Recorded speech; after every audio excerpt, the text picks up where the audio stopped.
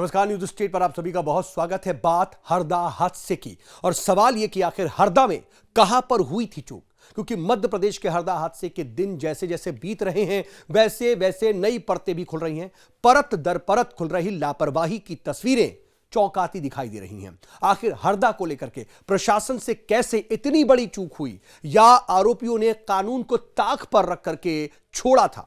कैसे पटाखे के स्टॉक और बेचने के लाइसेंस, बम बनाने का इतना बड़ा कारोबार यहां पर पनप रहा था, लाइसेंस निरस्त कर दिए गए थे, फिर भी खुलेआम बमों का निर्माण और पटाखों का स्टॉक और जखीरा यहां पर रखा जा रहा था। यही नहीं, हादसे के बाद प्रशासन एक्शन में आया तो जिस तरह से खुलेआम पटाखों को फेंका जा रहा है, उससे भी बारूद के ढेर पर बैठा हरदा की जो तस्वीरें हैं वो सामने आ रही हैं। इसके साथ ही कई सवाल भी खड़े हो रहे हैं। इसी पर हम आपको दिखाने जा रहे हैं हमारी खास पेशकश, हरदा के कहां पर हुई चूक। और यह भी स्थिति है कि एक ही परिवार और उससे जुड़े हुए लोगों को पूरे के पूरे हरदा के 12 लाइसेंस आखिर कैसे दे दिए गए। इसी पर हमारी यह खास पेशकश, हरदा में कहां हुई चूक।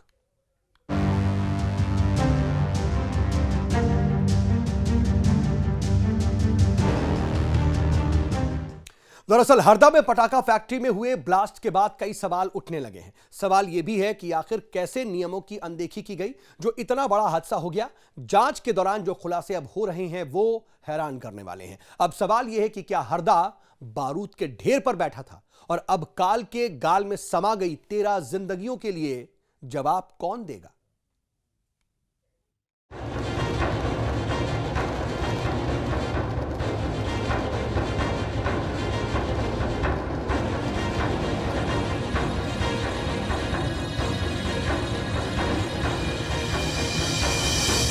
हरदा में पटाखा फैक्ट्री में धमाके के बाद अब कई सवाल उठने लगे हैं।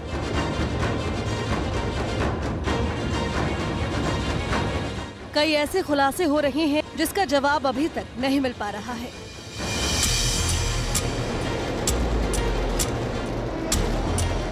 पटाखा फैक्ट्री में धमाके से 13 जिंदगियां राख हो गई हैं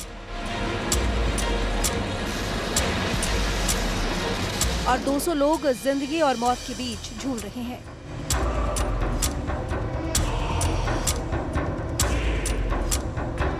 जांच के दौरान पता चला कि जिस फैक्ट्री में ब्लास्ट हुआ था उसे विस्फोटक नियंत्रक ने कभी पटाखा निर्माण का लाइसेंस ही जारी नहीं किया था।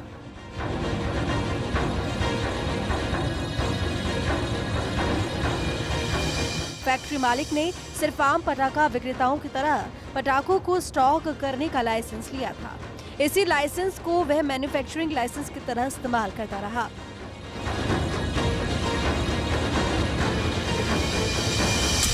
फैक्ट्री को जारी किए गए लाइसेंस की पड़ताल की तो ये भी खुलासा हुआ कि मंत्रालय के वरिष्ठ अफसरों ने हरदा में पटाखा फैक्ट्री के 12 लाइसेंस होने की झूठी जानकारी सीएम डॉक्टर मोहन यादव को दी। इसी आधार पर मुख्यमंत्री ने विधानसभा में कहा कि हरदा के सभी 12 लाइसेंस सस्पेंड कर दिए गए हैं, जबकि हकीकत यह है कि राजेश और सोमेश अग्रवाल बिना लाइसेंस के ही 4 फैक्ट्रियां चला रहे थे।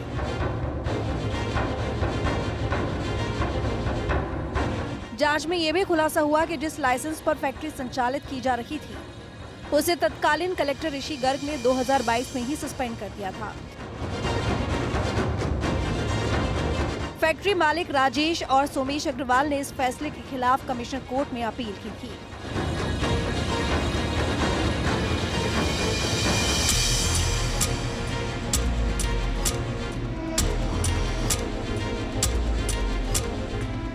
आखिर फैक्ट्री को कैसे लाइसेंस दिया गया था, जरा पहले इस घालमेल को समझिए।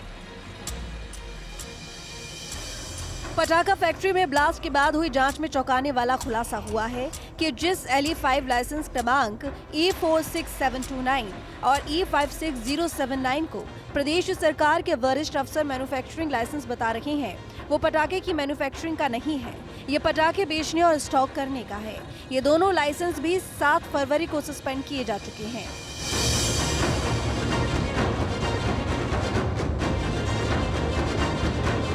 राजेश अग्रवाल के नाम पर लाइसेंस क्रमांक LE1 2/2010 जारी किया था। इस लाइसेंस में भी सिर्फ 15 किलो पटाखा निर्माण की अनुमति थी। ये लाइसेंस 2 जून 2021 को ही सस्पेंड किया जा चुका है।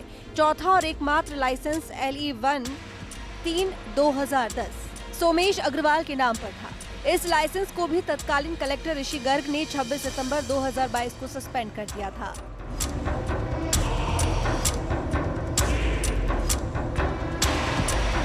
वजह बताई गई थी कि फैक्ट्री में लाइसेंस की शर्तों का पालन नहीं हो रहा है।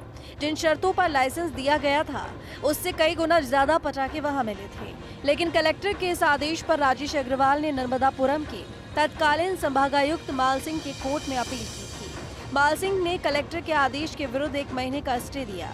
इसके बाद हरदा के तत्कालीन एडीएम प्रवीण फूलपगारे ने 29 मई 2023 को इस लाइसेंस को रिन्यू कर दिया। हालांकि हादसे के बाद अब ये लाइसेंस भी सस्पेंड हो चुका है, यानी इसी लाइसेंस पर राजेश और सोमेश का इतना बड़ा कारोबार चल रहा था।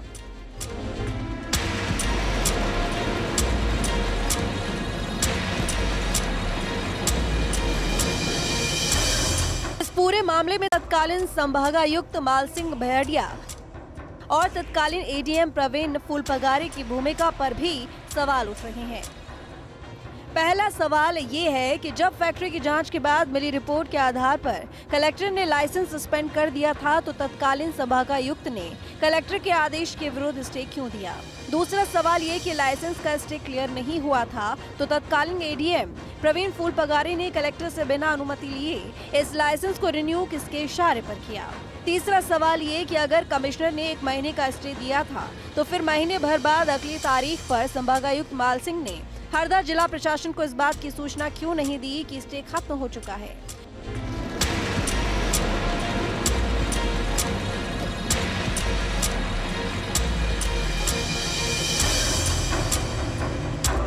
संभागायुक्त माल सिंह ने कलेक्टर के आदेश के विरुद्ध जब ये आदेश पारित किया, तो उन्होंने ये भी जांच करने की कोशिश नहीं की कि पटाखा फैक्ट्री को विस्फोटक उप नियंत्रक से पटाखा निर्माण का लाइसेंस ही जारी नहीं हुआ था। उन्होंने अपने ऑर्डर में लिखा कि पटाखा विनिर्माण का लाइसेंस था।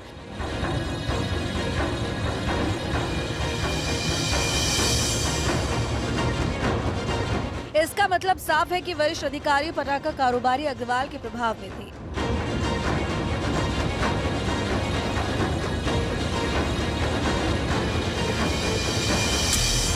अब इस लाइसेंस को सही भी मान लिया जाए तो ये केवल 15 किलो पटाखे बनाने के लिए ही था, लेकिन इस फैक्ट्री में रोज 14 लाख सुतली बम बनाए जा रहे थे। इस फैक्ट्री में तो रोजाना औसतन 700 लोग काम करते थे। एक व्यक्ति कम से कम 2000 सुतली बम रोज बनाता था, यानी रोजाना औसत 14 लाख सुतली बम बन रहे थे। इस तरह से रोजाना तय सीमा से 466 गुना ज्यादा पटाखों का निर्माण हो रहा था। इस कैलकुलेशन को आधार माने तो रोजाना 7 टन यानी 7000 किलो बारूद से यहाँ पटाखे बनाए जा रहे थे।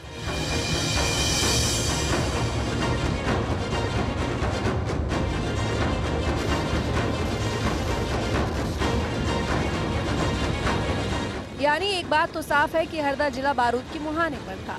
यहाँ अफसरों और कारोबारियों की मिली भगत से रोजाना मौत का खेल खेला जा रहा था, और अब जब फैक्ट्री में ब्लास्ट हुआ तो उसका खुलासा हो पाया। Team news state.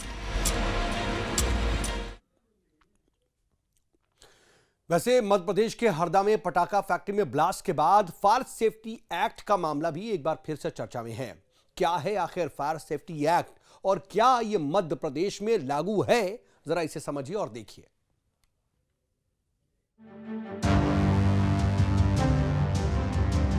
दो विभागों के बीच उलझाव फायर सेफ्टी एक्ट। कागजों से जमीन पर क्यों नहीं उतर पाया एक्ट लागू होता तो नहीं होता हरदा जैसा हादसा।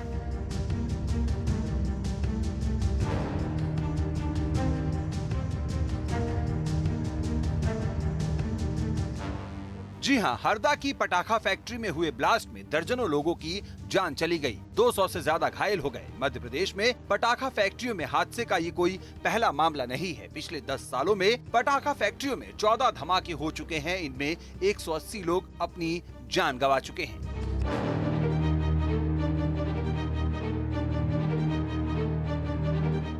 एक्सपर्ट के मुताबिक एमपी में फायर सेफ्टी एक्ट लागू होता तो शायद ये हादसा नहीं होता। खास बात ये है कि हरदा हादसे के एक हफ्ते पहले 23 जनवरी को डिप्टी सीएम राजेंद्र शुक्ला ने नगरीय प्रशासन विभाग को एक नोट शीट भेजी थी, जिसमें लिखा था कि एमपी में फायर सेफ्टी एक्ट लागू किया जाए। दरअसल एमपी में 2 विभागों के मतभेद के बीच फायर सेफ्टी एक्ट लागू नहीं हो सका है। मतभेद इस बात को लेकर है कि फायर सर्विसेज का संचालन कौन करेगा, जबकि केंद्र ने साल 2019 में ही राज्य सरकार को मॉडल विधेयक भेज दिया था। इसे अब तक मंजूरी नहीं मिली है। 2017 में बालाघाट की पटाखा फैक्ट्री में हुए विस्फोट के बाद सरकार ने विस्फोटक स्टॉक की मॉनिटरिंग के लिए एक स्टेट लेवल सेल के गठन का ऐलान भी किया था। 7 साल बाद भी ये सेल एक्टिव नहीं हो सका।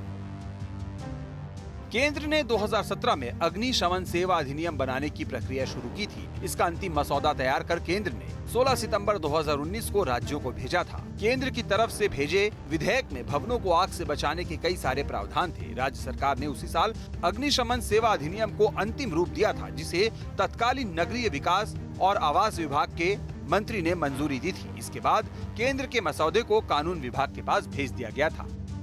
2 जनवरी 2020 में नगरीय विकास एवं आवास विभाग ने इसका संज्ञान लिया। तब तत्कालीन प्रमुख सचिव संजय दुबे ने गृह विभाग को एक नोट शीट भेजा था, जिसमें कहा गया था कि इंदौर, पीथमपुर और भोपाल के सरकारी भवनों में आग की रोकथाम के लिए पुलिस, अग्निशमन सेवा के अधिकारियों और कर्मचारियों के साथ साथ सभी संपत्तियों का हस्तांतरण नगरीय विकास विभाग को किया जाए। उसी वक्त इस पर कोई कार्रवाई नहीं हुई और कुछ दिनों बाद तत्कालीन कमलनाथ सरकार भी गिर गई। देश के कई राज्यों ने केंद्र के एक्ट को 2020 में लागू कर दिया था, लेकिन मध्य प्रदेश में पूर्व से बने भूमि विकास नियम में संशोधन किया गया, जिसके तहत नेशनल बिल्डिंग कोड के प्रावधानों के साथ कुछ नई शर्तें शामिल की गई।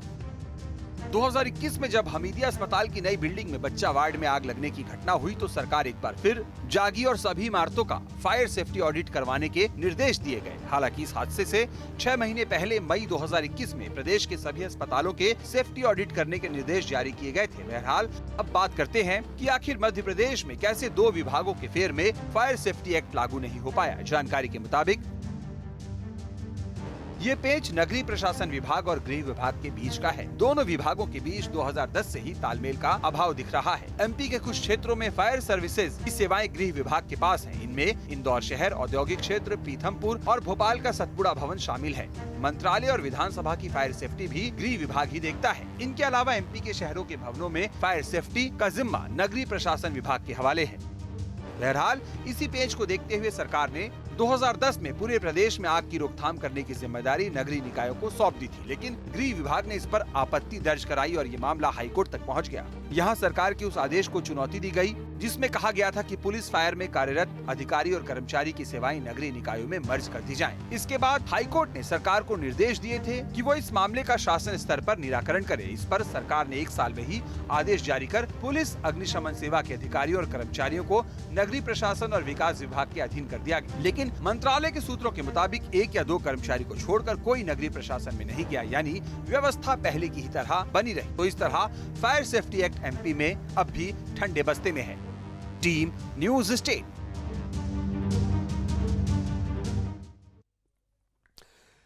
इधर हरदा हादसे के बाद प्रशासन एक्शन में है। अवैध पटाखा कारोबारी पर शिकंजा कसने लगा है। वहीं प्रशासन के एक्शन का खौफ भी दिखाई दे रहा है। पटाखे के अवैध कानूनी लफड़ों से बचने के लिए पटाखों के जखीरों को खुले में फेंका जा रहा है। सवाल है कि कितने बारूद हरदा में छिपाकर रखे गए हैं।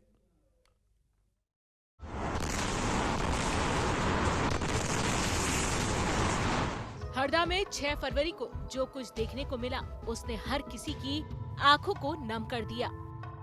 उस विभत्स घटना ने सबको हैरान कर दिया, साथ ही शासन प्रशासन पर भी बड़े सवाल खड़े किए।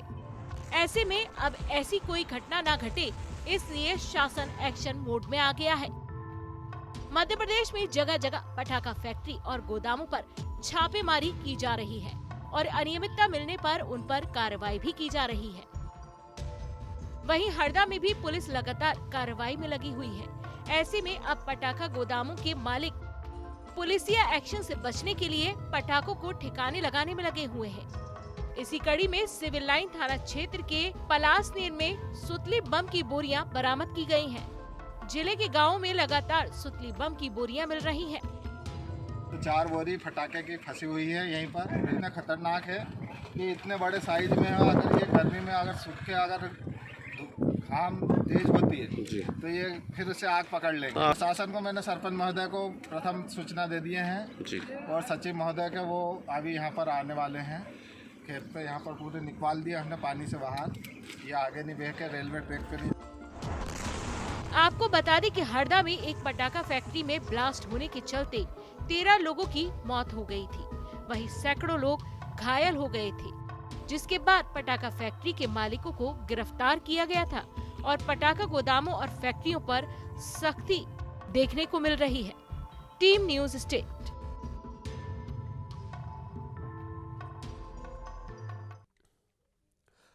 वैसे हरदा हादसे के यूं तो जिम्मेदार कई लोग थे, जैसे फैक्ट्री का मालिक जो अब कानून की गिरफ्त में है, प्रशासन भी इसका एक बड़ा जिम्मेदार जिस पर सरकार एक्शन ले चुका है। लेकिन बावजूद इसके प्रशासन की एक और लापरवाही सामने आई, जिसे देख करके आप भी चौंक जाएंगे। हरदा में फिर सामने आई बड़ी लापरवाही।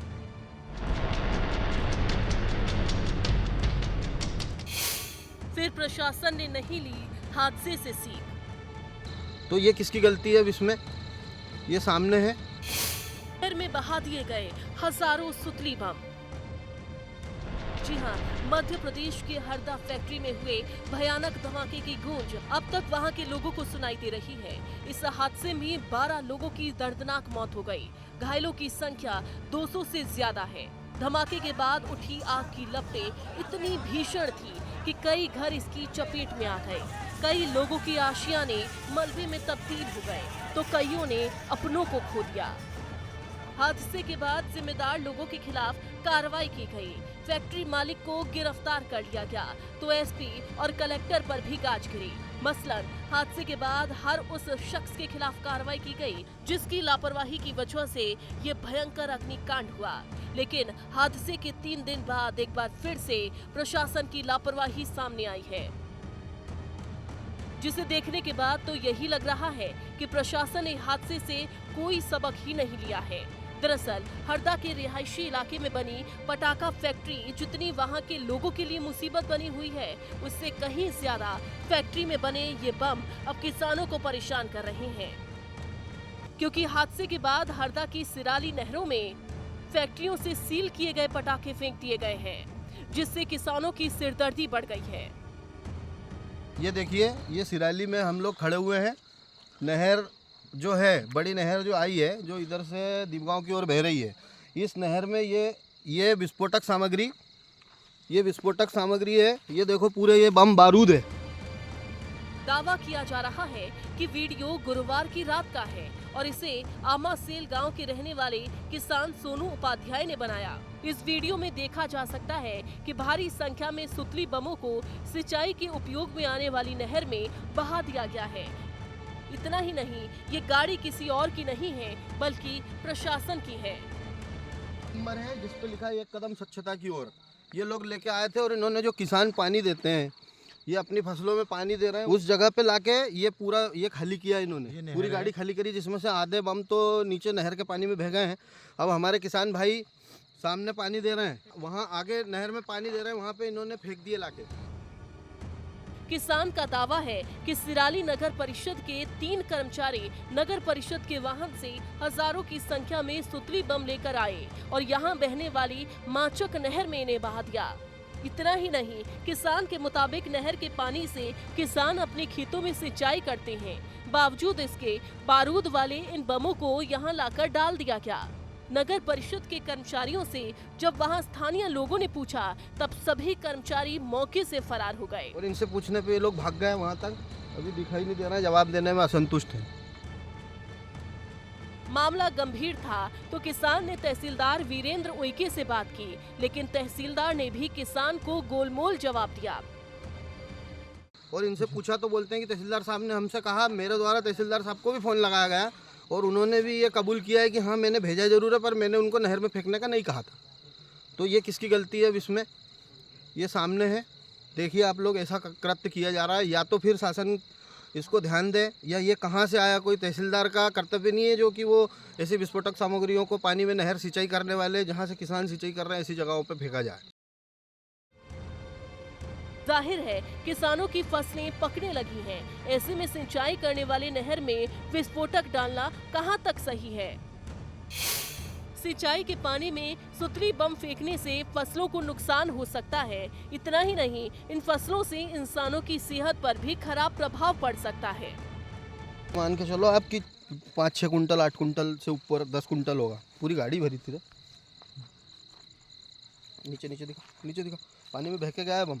हाँ गए ना, ये देखिए, ये नहर के पानी में गिरना मत। ये नहर चल रही है और उसकी किनार पे ये बहा रहे थे। ये देखिए,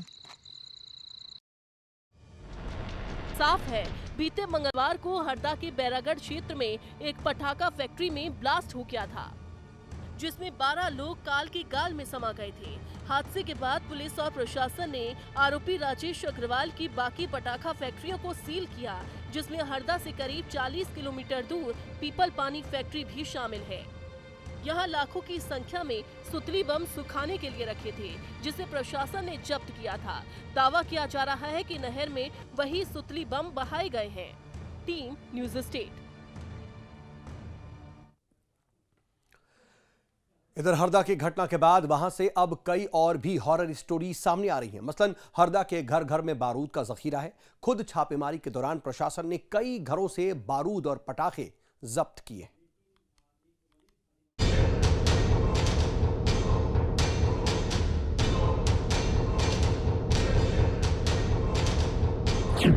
बारूद का शहर, धमाके का कहर।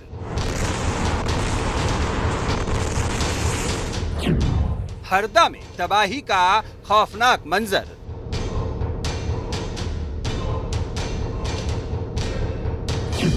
घर घर हो रहा बारूद भरने का कारोबार।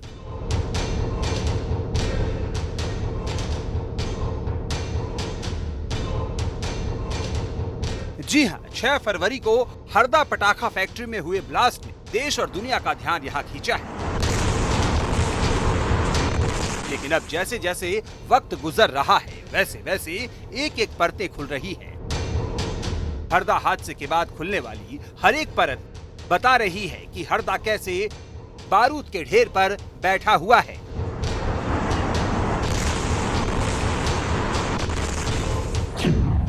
घर घर में मौत का सामान।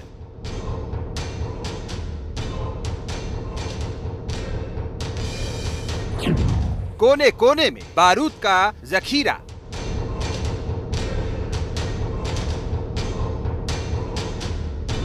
जी हां, हरदा में इस बार जो विस्फोट हुआ, शायद उसकी आवाज इतनी तेज थी कि प्रशासन के कान भी खड़े हो गए। यही वजह है कि हादसे के बाद हमेशा की तरह प्रशासन हरकत में आ गया है और हरदा में घरों की तलाशी ली जा रही है। घरों में तलाशी अभियान के दौरान एक घर से बड़ी मात्रा में मौत का सामान यानी बारूद का जखीरा मिला।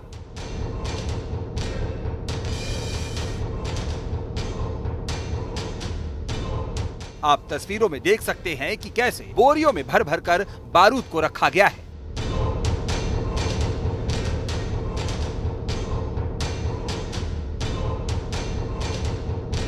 छापेमारी के दौरान प्रशासन ने यहां से बड़ी मात्रा में सुतली बम बरामद किया है।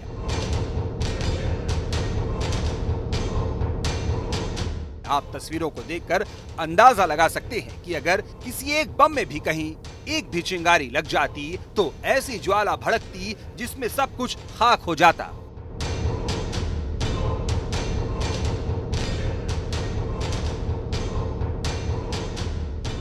बहरहाल देर आए दुरुस्त आए, आखिरकार प्रशासन ने इन सारे बमों को जब्त कर इन्हें नष्ट किया। आप तस्वीरों में देख सकते हैं कि कैसे बमों पर पानी की बौछार कर इन्हें पानी के ड्रम में डालकर नष्ट किया जा रहा है। हालांकि ये एक ट्रेलर भर है। दरअसल हरदा में ऐसे और भी ठिकाने हैं जहां घरों में मौत का सामान इकट्ठा है।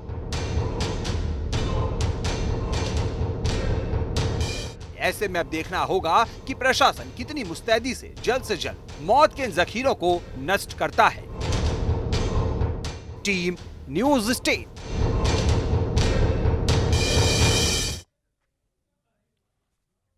चलिए रुकेंगे यहां पर एक बहुत छोटे से ब्रेक के लिए।